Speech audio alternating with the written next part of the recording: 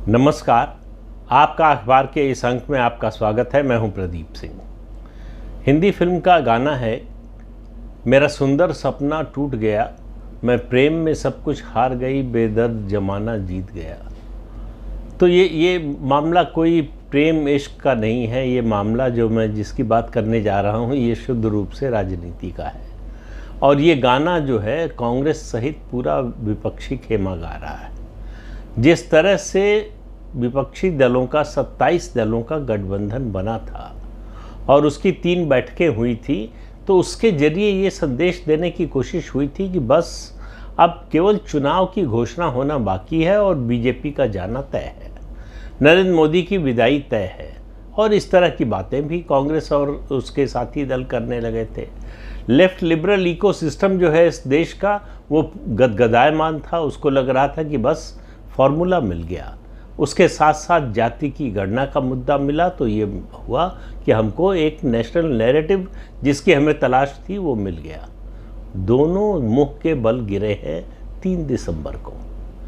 3 राज्यों के विधानसभा चुनाव के बाद जो नतीजे आए हैं, उन नतीजों ने इनके सपनों पर, इनकी उम्मीदों पर, इनकी आशाओं पर पानी फेर दिया।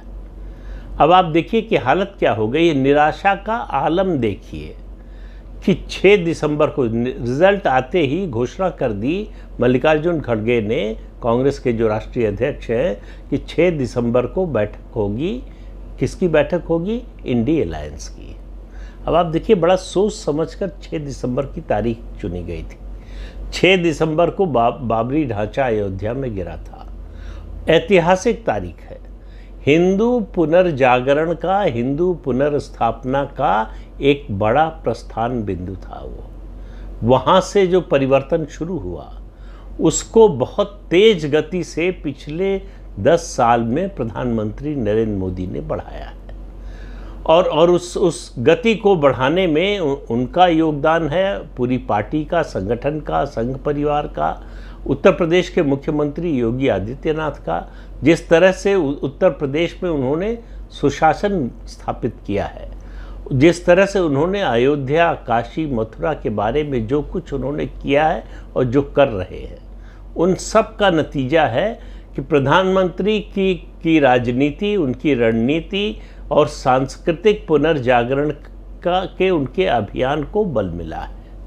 और हालत ये हो गई है कि 6 दिसंबर की तारीख की घोषणा की, ये याद दिलाने के लिए कि भारतीय जनता पार्टी एक सांप्रदायिक पार्टी है, वो मुस्लिम विरोधी पार्टी है। 6 दिसंबर की तारीख मुसलमानों को ध्यान में रखकर की गई थी कि हमें याद है कि तुम्हारी तथाकथित मस्जिद जो है वो उसी दिन 6 दिसंबर को गिराई गई थी। वो एक विवादित ढांचा था, वहाँ कोई मस्जिद नहीं थी, वहाँ मूर्तियों के प्रकट होने से पहले कोई नमाज नहीं होती थी। इस सब के बावजूद 500 साल से हिंदू समाज अपने अधिकार की लड़ाई लड़ रहा था। वो अपने रामलला के जन्म स्थान की लड़ाई लड़ रहा था और कांग्रेस पार्टी और उसके साथी दल विरोधी खेमे में खड़े थे। ये हमेशा याद रखिए कि राम जन्मभूमि की लड़ाई में कांग्रेस पार्टी विरोधी खेमे में खड़ी थी। उसने मुसलमानों से आगे बढ़कर, एक कदम आगे बढ़कर ये कहा, एफिडेविट दिया, इसका जिक्र बार बार होता है और फिर बार बार करना बहुत ज़रूरी है। एफिडेविट दिया सुप्रीम कोर्ट में कि राम एक काल्पनिक व्यक्ति हैं, यानी राम के अवधारणा को ही नकार दिया कांग्रेस पार्टी ने। वो पार्टी जो वहाँ उन लोगों का समर्थन कर रही थी जो ये कह रहे थे कि राम जन्म स्थान पर पार्क बन जाए, स्कूल बन जाए, सार्वजनिक शौचालय बन जाए, इस तरह की बातें हो रही थी। आज वो शिकायत इस बात की कर रहे हैं कि रामलला की मूर्ति की प्राण प्रतिष्ठा के कार्यक्रम में उनको बुलाया क्यों नहीं जा रहा है। सवाल ये है कि क्यों बुलाया जाए।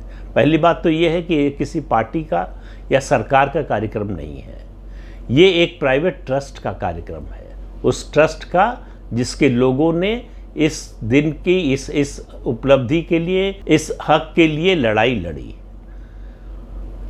लड़ी, बलिदान दिया, जान दी। अयोध्या कि धरती और सरयू का पानी कारसेवकों के खून से लाल हुआ, ये कौन भूल सकता है। उस घटना को और उसके महत्व को कांग्रेस पार्टी, उसके साथी दल हमेशा नकारते रहे। तो अब 6 दिसंबर को बैठक बुलाई ये सोचकर कि एक बड़ा संदेश देंगे। तेलंगाना में जीते हैं, मुसलमान वोटों के कारण जीते हैं। कर्नाटक में जीते, मुस्लिम वोटों के कारण जीते। तो एक संदेश ऑल इंडिया स्तर पर, राष्ट्रीय स्तर पर देने की कोशिश कि देखिए हम जो है वो 6 दिसंबर को भूले नहीं हैं। 6 दिसंबर का दर्द जिस तरह से आपके मन में है, हमारे मन में भी है। तो कांग्रेस पार्टी और उसके साथी 27 दलों का जो गठबंधन है, उसके लोगों के लिए 6 दिसंबर इसलिए ज़्यादा महत्वपूर्ण है क्योंकि उस दिन मुसलमानों को एक धक्का लगा था, एक जो है शॉक लगा था, जिसे मुसलमान, शायद कुछ मुसलमान ऐसे हैं जो अभी तक नहीं भूले हैं, लेकिन करोड़ों हिंदुओं के लिए वो एक बड़े परिवर्तन का दिन था। अब उस दिन को आप जिस रूप में भी याद करें, लेकिन आज स्थिति ये है कि वो दिन न होता तो आज हम 22 जनवरी का दिन न देख पाते। 22 जनवरी को अयोध्या में भव्य राम मंदिर में रामलला की मूर्ति की प्राण प्रतिष्ठा होगी। उसके कार्यक्रम में प्रधानमंत्री नरेंद्र मोदी जाएंगे। लगभग 160 देशों के प्रतिनिधि इस कार्यक्रम में शामिल होंगे। ये कार्यक्रम अयोध्या में नहीं होगा, सिर्फ ये उत्तर प्रदेश में नहीं होगा, ये सिर्फ भारत में नहीं होगा।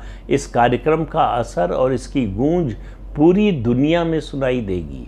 सनातन की आवाज़ पूरी दुनिया में सुनाई देगी और उदयनिधि स्टालिन के कानों में ज़्यादा ज़ोर से सुनाई देगी, जो सनातन धर्म को एक बीमारी मानते हैं और उसको ख़त्म कर देना चाहते हैं। ये उन लोगों को भी सुनाई देगी जो उदयनिधि स्टालिन का समर्थन करते हैं, जो उनके साथ खड़े हैं। अभी संसद में डीएमके के एक सांसद ने उत्तर भारत के लोगों की आलोचना करते हुए, निंदा करते हुए, उनको नीचा दिखाने के लिए, एक नॉर्थ साउथ डिवाइड करने के लिए, विभाजन रेखा खींचने के लिए ये कहा कि उत्तर भारत के जो लोग हैं वो गोमूत्र वाले लोग हैं। ये अब आप देखिए किस तरह की पॉलिटिक्स चल रही है। और कांग्रेस उसी डीएमके की साथी है, गठबंधन की सहयोगी है, और जो इंडिया अलायंस बना है उसमें डीएमके तो है ही, और कांग्रेस पार्टी के लोग चुप्पी साधे हुए हैं। बाकी जो साथी दल हैं वहाँ भी चुप्पी है, कोई उसके खिलाफ बोलने की कोशिश नहीं कर रहा है।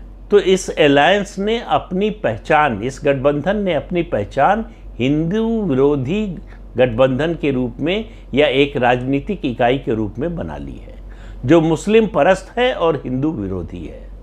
अब इस गठबंधन के अंदर की गांठें देखिए कैसे एक एक करके लगातार तेजी से खुल रही हैं। जब गठबंधन की बैठक हुई, 3 बैठकें हो चुकी हैं। पहली पटना में हुई थी, दूसरी बैठक बेंगलुरु में हुई थी और तीसरी बैठक मुंबई में हुई थी। तीनों बैठकों में ये उम्मीद की जा रही थी कि अच्छा इसमें नहीं तो इसमें, इसमें नहीं तो इसमें किसी न किसी संयोजक के नाम की घोषणा हो जाएगी कि इस गठबंधन का संयोजक फला व्यक्ति है। नहीं हुआ। मुंबई की बैठक में कुछ कमेटियों की घोषणा जरूर हुई, कुछ समितियां बना दी गई, लेकिन वो समितियां नॉन फंक्शनल रही, डिसफंक्शनल रही। उसी तरह से जिस तरह से ये गठबंधन डिसफंक्शनल है। विधानसभा चुनाव में अखिलेश यादव मध्य प्रदेश में चाहते थे कि उनको कुछ सीटें कांग्रेस उनके लिए छोड़ दे, नहीं छोड़ा। जिस तरह से कांग्रेस ने और कमलनाथ ने खास तौर से अखिलेश कहकर अखिलेश यादव का अपमान किया, उसके बाद अखिलेश यादव बिफरे हुए थे। उन्होंने कहा हमको पहले से मालूम होता कि कांग्रेस का ये रवैया होगा तो हम इस गठबंधन में शामिल ही नहीं होते, या ये बात सही है। उनको मालूम नहीं था तब भी वो शामिल नहीं होना चाहते थे। वो तो लालू प्रसाद यादव के परिवार के दबाव के कारण, रिश्तेदारी के कारण जो है अखिलेश यादव इस गठबंधन में शामिल हुए। उनको मालूम है कि इस गठबंधन का मतलब है कि उत्तर प्रदेश में कांग्रेस के लिए सीटें छोड़नी होगी, जो वो छोड़ना नहीं चाहते हैं। लेकिन वो बात की बात है, उसकी बात अलग करेंगे कभी। अभी क्या हुआ है, मल्लिकार्जुन खड़गे ने 6 दिसंबर की तारीख घोषणा कर दी कि बैठक होगी, ये दिखाने के लिए कि हम बहुत सक्रिय हैं। बीच में आपको याद होगा नीतीश कुमार ने एक बयान दे दिया था कि कांग्रेस पार्टी को कोई खास रुचि नहीं है, कांग्रेस जो है विधानसभा चुनाव में ज़्यादा व्यस्त है और इस गठबंधन को लेकर उसकी उत्सुकता ज़्यादा नहीं है। और इसलिए जो है ना तो बैठक बुलाई जा रही है। मुंबई की बैठक में तय हुआ था कि किसी एक राज्य में बड़ी रैली होगी गठबंधन की, और उसके लिए भोपाल को चुना गया था, मध्य प्रदेश में। लेकिन कमलनाथ ने मना कर दिया साफ साफ कि चुनाव के दौरान ऐसी कोई रैली नहीं होगी। कुल मिलाकर इस गठबंधन की गांठें पहले भी बहुत मजबूती से बंधी हुई नहीं थी, लेकिन इन 3 राज्यों के चुनाव के नतीजे आने के बाद ये गांठें और तेजी से खुलने लगी हैं। बैठक की घोषणा होते ही, तारीख की घोषणा होते ही सबसे पहले नीतीश कुमार ने कहा कि वो नहीं जा पाएंगे। वो मीडिया से बात कर रहे हैं, सार्वजनिक कार्यक्रमों में भाग ले रहे हैं, लेकिन उन्होंने कहा कि मेरी तबीयत नहीं ठीक है, इसलिए मैंने जाने से मना कर दिया। तमिलनाडु के मुख्यमंत्री एम.के. स्टालिन ने कहा कि उनके प्रदेश में बाढ़ आई हुई है, चेन्नई में बाढ़ आई हुई है, इसलिए वो बैठक में नहीं आ सकते। अखिलेश यादव ने बैठक में आने से मना कर दिया, और तो और हेमंत सोरेन ने बैठक में आने से मना कर दिया। इन 4 नेताओं के मना करने के बाद इस बात की आशंका बढ़ गई थी कि और नेता एक एक करके मना करेंगे, तो तुरंत एक्शन में आए मल्लिकार्जुन खड़गे और उन्होंने बैठक स्थगित कर दी। कहा कि बाद में किसी तारीख को होगा। पहली बात तो यह है कि कांग्रेस को ये गलतफहमी थी कि वो अपने आप बैठक की कोई तारीख तय करेगी और सब लोग उसको मान लेंगे। कांग्रेस की स्थिति ऐसी हो जाती अगर इन 3 राज्यों में कांग्रेस पार्टी जीत गई होती। कांग्रेस पार्टी की हार ने गठबंधन में उसकी ताकत को बहुत कम कर दिया है। जो लोग इस उम्मीद में थे कि इस गठबंधन के बनने के बाद भारतीय जनता पार्टी को हराना और प्रधानमंत्री नरेंद्र मोदी को हटाना आसान हो जाएगा, उन सब लोगों की उम्मीदों पर पानी फिर गया है। मैं आपसे शुरू से कह रहा हूं, जब ये गठबंधन बना था तब भी, कि ये गठबंधन बने या ना बने, इसका लोकसभा चुनाव पर कोई खास असर नहीं पड़ने वाला, और ये लोकसभा चुनाव तक चलेगा इसमें भी मुझे शंका है। और वही आप देखिए होने जा रहा है। ये गठबंधन लोकसभा चुनाव तक नहीं चलने वाला है। ये गठबंधन टूटना तय है, और जितना भी रहेगा, जो भी हिस्सा बचेगा, जितना गठबंधन बचा रहेगा, उसका भी कोई प्रभाव लोकसभा चुनाव पर नहीं होने वाला है। क्योंकि जहां जहां कांग्रेस पार्टी का सीधा मुकाबला है भाजपा से, वहां वहां कांग्रेस पार्टी की स्थिति बहुत दयनीय है, और वहाँ दूसरी जो पार्टियां हैं उनमें से कोई कांग्रेस की मदद करने की स्थिति में नहीं है।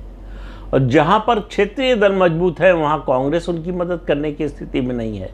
तो इसलिए कुल मिलाकर ये ऐसा गठबंधन है जिसमें कोई दूसरे की मदद करने की स्थिति में नहीं है। तो इस तरह का बेमेल गठबंधन, इस तरह का अस्वाभाविक गठबंधन पहली बात तो बन नहीं सकता, बन जाए तो चल नहीं सकता। और ये आपको लग रहा होगा कि शायद गठबंधन बन गया है, लेकिन ये गठबंधन बन नहीं गया है। बनने की आप कहिए कि मंशा जाहिर की गई है, बनाने की इच्छा जाहिर की गई है। गठबंधन अभी तक कोई ठोस स्वरूप ले ही नहीं पाया है। जिस गठबंधन का कोई संयोजक नहीं हो, कोई प्रवक्ता नहीं हो, जिस गठबंधन के कोई पदाधिकारी ना हो, कोई समिति ना हो, आप क्या उम्मीद करते हैं कि उस गठबंधन का क्या प्रभाव होगा? जो गठबंधन अपने ही घटक दलों पर प्रभाव डालने में नाकाम रहा है, असफल रहा है, वो आम लोगों पर क्या प्रभाव डालेगा? तो 2024 की लड़ाई तो 2023 में तय हो चुकी है। तो इसलिए फिर कह रहा हूँ, पहले भी कहा था कि ये गठबंधन, ये इंडी अलायंस बने न बने, चले न चले, इसकी बैठक हो ना हो, 1 बैठक हो, 3 हो या 13 बैठकें हों, इसका कुछ नतीजा निकलने वाला नहीं है। प्रधानमंत्री नरेंद्र मोदी ने बता दिया है कि ये जो जाति की गणना, ओबीसी का मुद्दा उठाया था विपक्ष ने और इसको ब्रह्मास्त्र के रूप में पेश कर रहा था कि ये मुद्दा मिल गया बीजेपी के खिलाफ, हमको बीजेपी को हराने के लिए, उसके हिंदुत्व के एजेंडे को कमज़ोर करने के लिए, वो सब ध्वस्त हो गया 3 दिसंबर 2023 को। और प्रधानमंत्री नरेंद्र मोदी की जो राजनीतिक रणनीति थी, जो सामाजिक समीकरण उन्होंने साधा पिछले 10 सालों में, वो पहले से और ज़्यादा मजबूत होकर उभरा है। और उनका हिंदुत्व और राष्ट्रवाद का एजेंडा, उनका सांस्कृतिक राष्ट्रवाद का एजेंडा और मजबूती से लोगों के सामने आया है, और लोग उसी एजेंडे के साथ चलना चाहते हैं।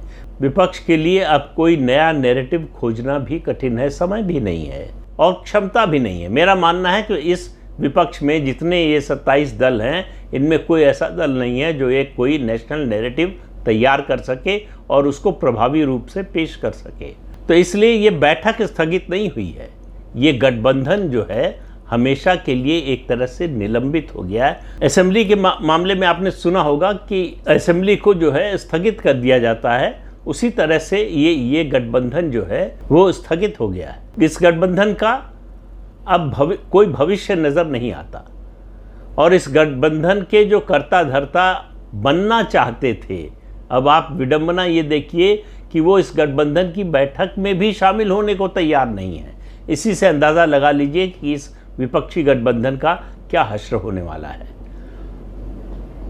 तो इस अंक में इतना ही, अगले अंक में फिर मिलेंगे किसी नए मुद्दे के साथ। तब तक के लिए अनुमति दीजिए। आपसे अनुरोध है कि ये चैनल देखिए, शेयर कीजिए, लाइक कीजिए और सब्सक्राइब जरूर कीजिए। नमस्कार।